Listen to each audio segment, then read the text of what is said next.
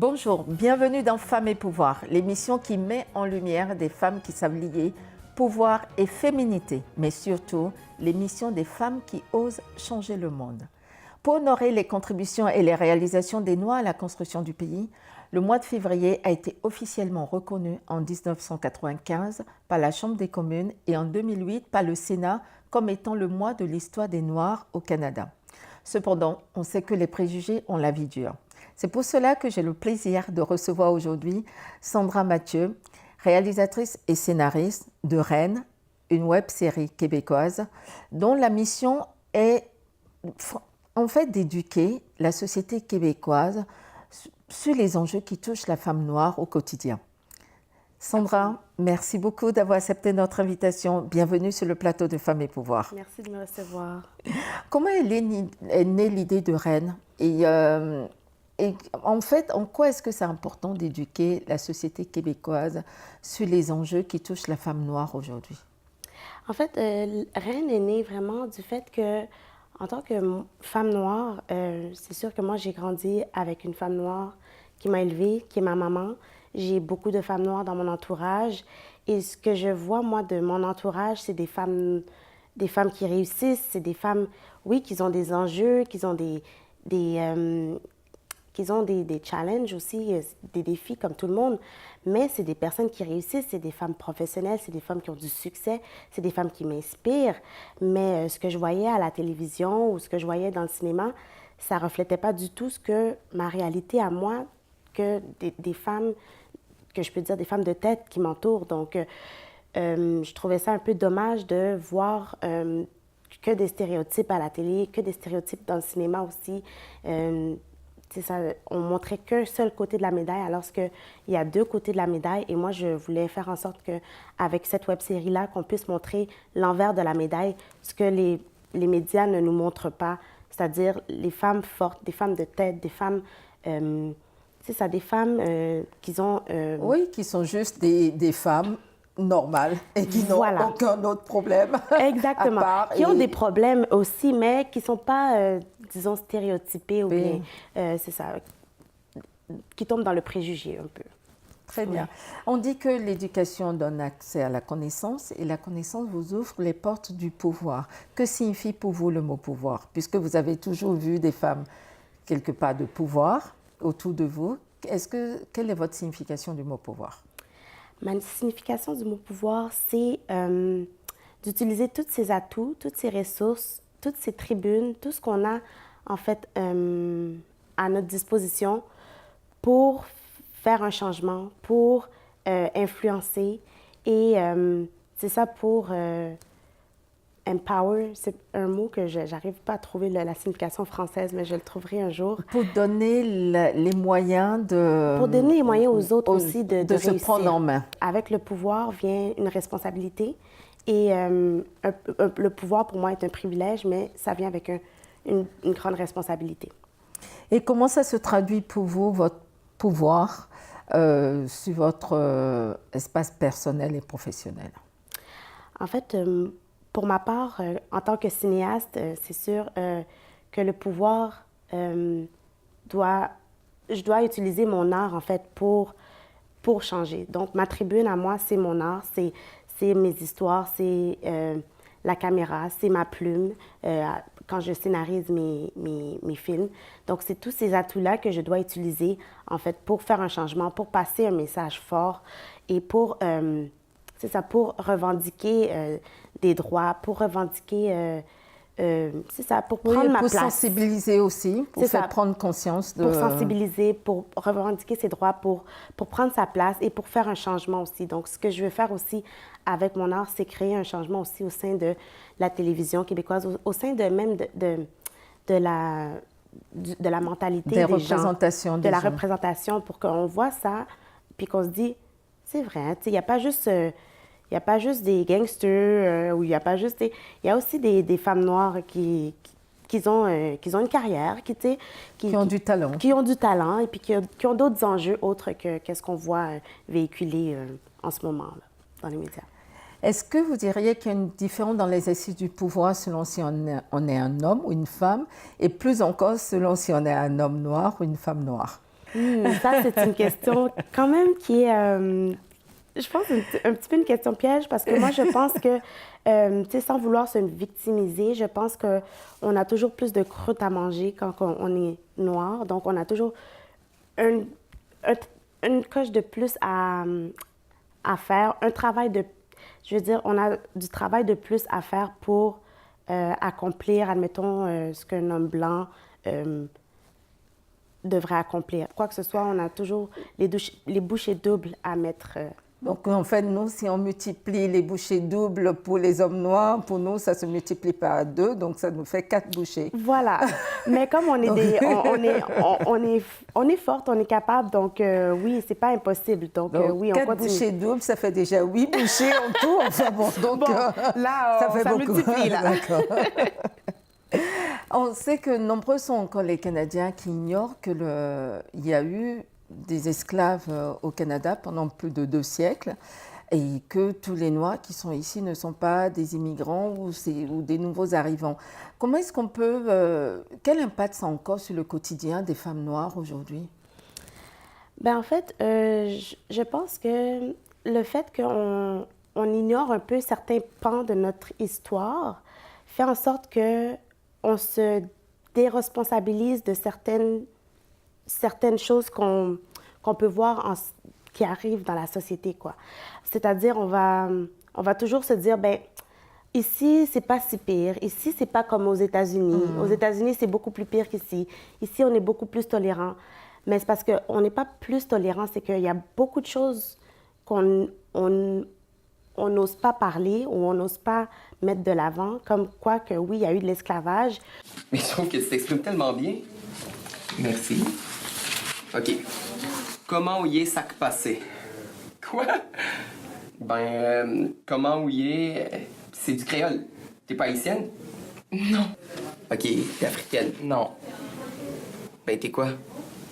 Je suis quoi? Ben, tu viens d'où? Je suis née ici. Ouais, je sais, mais tes parents viennent d'où? Mes parents aussi sont nés ici. OK, puis avant que tu me le demandes, mes grands-parents aussi sont nés ici. Ah, ben oui! Ma famille est au Canada depuis plusieurs générations. Bon, mes ancêtres sont certainement venus de l'Afrique, mais je pourrais pas dire de quel pays, là, ça remonte à trop loin. Le monde, là, a tendance à croire que l'arrivée des Noirs est due à l'immigration, mais non. Ma famille n'a jamais immigré ici. Ils sont venus en tant qu'esclaves. Mes ancêtres étaient des esclaves au Canada. Wow! Je m'attendais vraiment pas à ça. Voilà, il y a eu un esclavage aussi qui a eu lieu ici.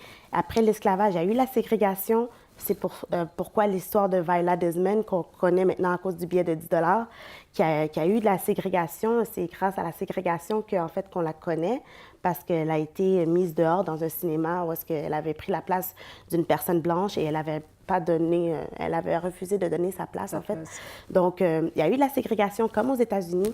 Donc, on n'a peut-être pas eu à la même échelle, mais on a vécu quand même les mêmes étapes.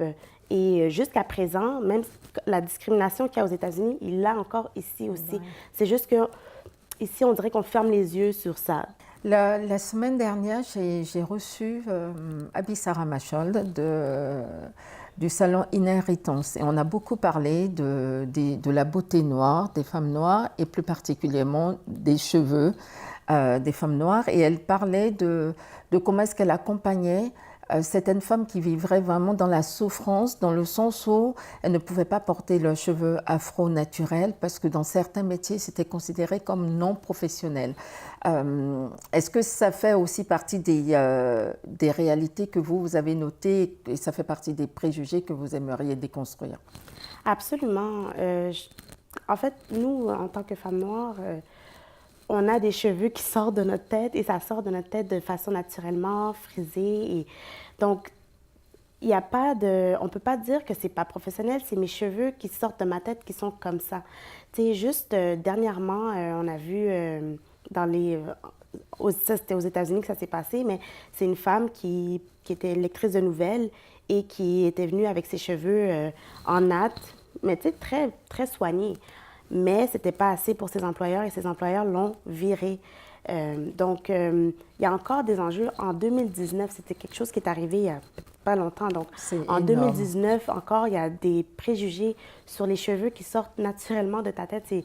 C'est quand même assez étonnant. Donc, oui, c'est des choses comme ça que je veux revendiquer. Et ça a peut-être l'air banal pour d'autres personnes, mais quand tu penses que ton emploi est en jeu à cause que tes cheveux sont d'une façon qui n'est pas semblable à quelqu'un d'autre, il y a quand même quelque chose là qu'il faut Dénoncer. dénoncer, Oui. absolument.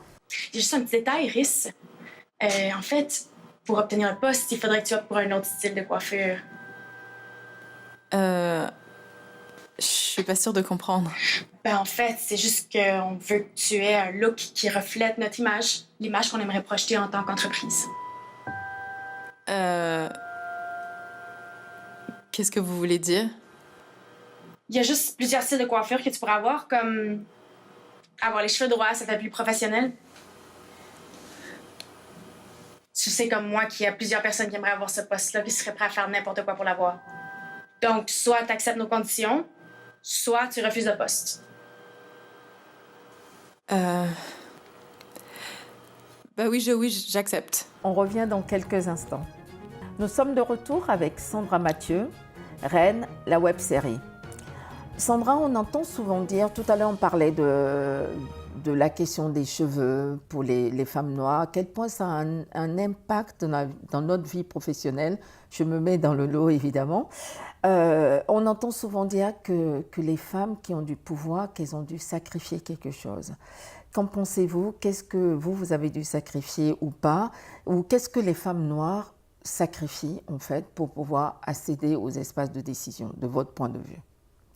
Je pense qu'il y a toujours un sacrifice quand on veut atteindre un objectif, un rêve. Il y a toujours quelque chose qu'on doit sacrifier, que ce soit, tu sais, avoir la discipline de se dire, OK, bon là, la distraction, la discipline, tu sais, c'est comme on se discipline pour plus avoir de distraction ou, tu sais, comme, bon là, j'aimais beaucoup aller avec mes amis, sortir les vendredis, les week-ends, mais là, bon, j'ai un objectif, il faut que j'essaie de me mettre un peu plus focus sur mes objectifs. Donc, oui, il y a un sacrifice à faire dans le sens que il y a rien qui arrive facilement. Pas facilement. Donc, oui, soit, tu sais, ça dépend de chacun des personnes, mais il y a un travail de discipline à faire pour pouvoir atteindre ces objectifs, pour pouvoir atteindre un autre niveau, quoi. Il n'y a pas de changement sans discipline. Et ça l'est d'autant plus pour quand on est une femme noire, en fait. Absolument. C'est ce que vous disiez tout à l'heure. C'est ça. D'où nous vient l'idée persistante au niveau des préjugés sur les femmes noires que les femmes noires sont toujours fâchées? Ça vient d'où? On est encadré par des femmes noires qui sont nos mamans, qui sont des femmes fortes, qui nous apprennent aussi à être fortes, à avoir un caractère, à ne pas se laisser marcher sur les pieds. Eux autres, ils ont sûrement enduré beaucoup d'injustices et ils ne veulent pas que ce soit... Qu'on revive les mêmes choses. Qu'on revive les mêmes choses. Donc, on nous apprend à mettre notre pied à terre. Et en fait, c'est vraiment le fait qu'on met notre pied à terre. C'est pas qu'on a une attitude ou quoi que ce soit, c'est qu'on met notre pied à terre et c'est peut-être quelque chose que les gens s'attendent pas à recevoir comme attitude de notre part, qui fait en sorte que, oh, ben mon Dieu, elle a de l'attitude, ou bien elle est fâchée, ou bien... Mais c'est juste que le fait que non, on met notre pied à terre, on sait qu'est-ce qu'on veut, on sait qu'est-ce qu'on veut pas. Salut! Je t'ai pris un drink. Bon, qu'est-ce qui se passe encore? Tu sais, il y a des journées où est-ce qu'il y a vraiment rien qui va. Raconte. OK. Tout d'abord, je me lève de super bonne humeur, OK? My hair looks good, make-up on flick. Bref, je suis prête à attaquer la journée. Et en allant chercher mon café, je me fais bousculer. Puis je l'échappe sur moi.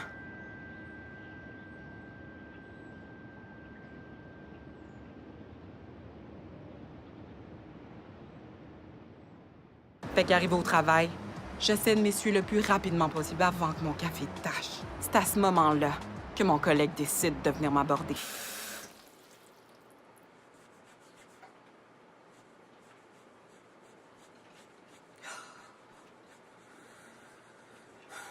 As-tu vu l'épisode de hier? C'était fou, non? T'avais raison. Écoute, c'est vraiment pas le moment. Tu vois? C'est ça le problème avec vous, les femmes noires. Vous êtes toujours fâchées. Et c'est d'autant plus bizarre parce que ça vient aussi de notre propre communauté, puisque c'est beaucoup plus dans notre propre communauté qu'on dit que les femmes noires sont toujours fâchées. Je me suis toujours posé la question, mais OK. C'est pas une mauvaise chose que d'avoir, de savoir ce qu'on veut et de mettre notre pied à terre et de faire comprendre aux autres aussi qu'est-ce qu'on veut et qu'est-ce qu'on accepte et qu'est-ce qu'on n'accepte pas. Et je crois que même à la limite, il faut le faire pour pouvoir se préserver puis pour pouvoir apprendre à connaître ses limites aussi. Ouais. Si vous aviez un conseil ou un message pour les jeunes filles qui souhaitent accéder au pouvoir tout en gardant leur identité culturelle, qu'est-ce que vous leur diriez? Je leur dirais de s'aimer à 100%, d'aimer même, c'est ça, comme d'aimer qui elles sont, d'aimer vraiment leur talent, leur unicité en fait. C'est vraiment ça qui est leur force et c'est ça qui va faire en sorte qu'elles vont faire une différence, qu'elles vont faire une différence dans leur domaine. Donc, tout commence par... l'estime de soi. L'estime de soi, oui. Est-ce que vous aviez une suggestion ou une proposition pour promouvoir l'inclusion, la diversité, la parité au sein de notre société? Comme je l'expliquais, le fait que quand on est artiste, notre tribune sert beaucoup à revendiquer ses droits, puis tu sais, comme à éduquer. Donc, c'est vraiment d'utiliser, en fait, ce qu'on a, les outils qu'on a. En ce qui me concerne, moi, c'est le cinéma, c'est la caméra. La caméra a beaucoup de pouvoir. Donc, c'est d'utiliser ton vécu aussi, ce que tu as vécu. Ton histoire n'est pas banale. On en parlait un petit peu au début de l'émission, mais tu sais, ce qu'on vit peut peut-être sembler banal pour d'autres personnes, mais quand on s'en parle, oui, on se rend compte que, wow, c'est un problème et ça mérite d'être raconté. Donc, pour moi, j'utilise le cinéma. Si c'est un chanteur, ben, utilise le chant, utilise ton art pour revendiquer, pour faire une différence, pour briser les préjugés, puis c'est ça, pour qu'il y ait un vent de changement, en fait. C'est ça qu'on veut. Très bien. Est-ce que vous avez une phrase, un proverbe, une devise qui pour vous symbolise le pouvoir, la féminité ou qui symbolise votre engagement? J'aime beaucoup la phrase qui dit, en anglais, là, mais je vais essayer de la traduire, c'est vise la lune et même si tu n'atteins pas la lune, au moins tu pourras finir parmi les étoiles. Donc, n'aie pas de limite, vas-y, va le plus loin que tu peux te rendre, puis tu vas utiliser ta lumière, en fait, pour éclairer, puis pour faire un changement autour de toi. Très bien. Oui. Si vous étiez un homme ou une femme d'État, lequel ou laquelle seriez-vous et pourquoi? Ben moi, j'ai un petit penchant pour Mandela, évidemment. J'ai beaucoup d'admiration pour cet homme-là, pour sa résilience, pour le changement qu'il a fait, vraiment, tu sais, comme... c'est ça, au sein de l'Afrique du Sud. La communauté internationale. Internationale, exactement. Oui. Ça a commencé par son pays, mais ça a fait une grande différence globalement. Donc moi, c'est vraiment c'est quelque chose qui m'inspire beaucoup. Le vécu de M. Mandela, c'est vraiment à s'inspirer. Si vous avez un jour pour changer le monde, par quoi commenceriez-vous et pourquoi? Si j'avais un jour pour changer le monde... je pense que je commencerais par mes enfants, parce que c'est eux qui prennent la relève, en fait. Donc, vraiment leur instaurer les bonnes valeurs. Justement, ma fille aussi, je l'entoure de poupées noires, puis de petites filles noires, des livres, pour qu'elles puissent avoir une bonne estime d'elles-mêmes en grandissant, puis pour qu'elles puissent justement avoir cet amour-propre et être capable de changer elles-mêmes le monde par la suite, parce qu'elle sait qu'elle a les capacités de le faire. Donc, je commencerai par éduquer mes enfants parce que c'est eux qui vont prendre la relève, qui vont prendre la suite, en fait. Très bien. Ouais. Si vous étiez un animal, lequel seriez-vous? Et pourquoi? Je sais qu'on nous attribue beaucoup entre les gazelles, les lionnes, les panthères. OK, bon. Mais là, c'est nous qui choisissons. Si vous étiez un animal, lequel seriez-vous et pourquoi? Ben, j'aurais tendance à dire l'aigle. Parce que l'aigle, il vole plus haut que tous les autres oiseaux. Hein? Et il voit très loin. Il voit très loin. Il rajeunit aussi avec le temps. Donc, nous, en tant que femmes noires, on sait ce qu'on dit black don't crack. So, on va essayer de garder la jeunesse le plus longtemps possible. Mais oui, je dirais que l'aigle m'inspire beaucoup parce qu'il est majestueux, puis il vole plus haut que les autres oiseaux. C'est ça. Puis c'est un bel oiseau, c'est un bel animal. Ouais. Très bien. En préparant cette rencontre, on vous a demandé de venir avec un objet, une photo, quelque chose qui pour vous symbolise le pouvoir, la féminité ou votre engagement à travers la web-série que vous réalisez et que vous diffusez. Qu'est-ce que vous nous avez apporté et pourquoi? Donc, j'ai beaucoup aimé ce petit ajout. En fait, c'est que j'en avais plusieurs aussi, mais j'ai dû me limiter à 2. Donc, ce que je trouve qui est important en tant que femme et qui évoque le pouvoir pour moi, c'est la lecture. Je trouve qu'il y a beaucoup de pouvoir dans l'apprentissage et surtout quand on s'inspire d'autres modèle de femmes. Donc, dans ce cas-ci, j'ai le livre de Michelle Obama. J'aime beaucoup son parcours, elle est inspirante. Donc, j'aime beaucoup m'inspirer de d'autres femmes qui ont passé par le chemin que je veux passer. Donc, ça, c'est quelque chose que je trouve qu'il y a beaucoup de pouvoir, en fait, de s'éduquer, de lire, de rester au-dessus de la mêlée. Oui, ouais, c'est ça. Donc, ça, c'est le premier. Et le deuxième, c'est un crayon et un calepin. Donc, c'est vraiment pour pouvoir inspirer comme Michelle Obama. Faut toi-même aussi que tu écrives ta propre histoire. Donc, il y a beaucoup, beaucoup de pouvoir dans ton histoire. Et tout commence par l'écrire. Donc, tu écris toi-même ton propre parcours, ton propre histoire, ton propre livre. Et ensuite de ça, tu vas pouvoir laisser une trace pour les autres. Et peut-être que les petites filles vont se promener avec ta biographie un jour et ça va les inspirer à à aller plus loin dans leur parcours. C'est magnifique. Merci. Si justement une petite fille regarde cette entrevue et déclare « Quand je serai grande, je voudrais être Sandra Mathieu », qu'est-ce que vous lui diriez? Je lui dirais en fait qu'elle est mignonne.